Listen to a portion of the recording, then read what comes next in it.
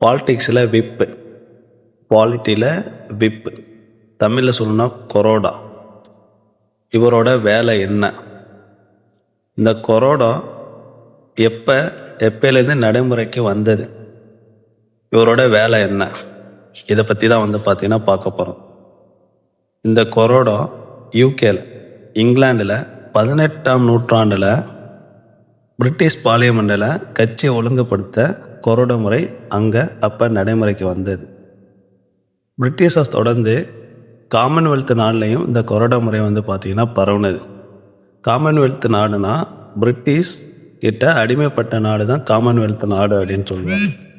அதை தொடர்ந்து இந்தியா சுதந்திரம் பெற்றதுக்கப்புறம் லோக்சபா மக்களவையிலையும் மாநில சட்டமன்றத்திலையும் இந்த கொரோடா முறையை பார்த்தீங்கன்னா பயன்படுத்த ஆரம்பிச்சது. கொரோடா பார்த்தீங்கன்னா நேரடியாக இந்திய அரசியலமைப்பு எழுதின அம்பேத்கர் எழுதும்போது இதை பயன்படுத்தலை.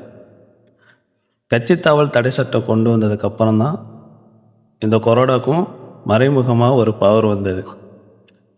இந்த கொரோடா நடச்சார்னா ஒரு எம்பியவோ எம்எல்ஏவோ தகுதி நீக்கம் பண்ண முடியும்.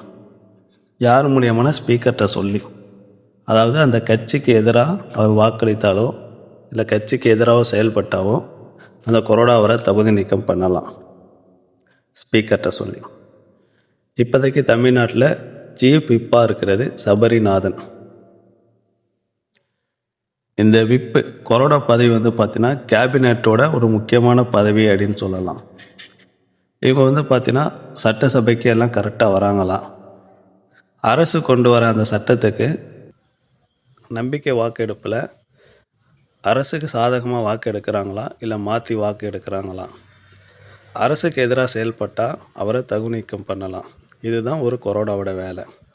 தொடர்ந்து இது மாதிரி பாலிட்டிக் கண்டென்ட் பெற நம்ம வீடியோ லைக் பண்ணி ஷேர் பண்ணி சப்ஸ்கிரைப் பண்ணி வச்சுக்கோங்க. தேங்க்யூ.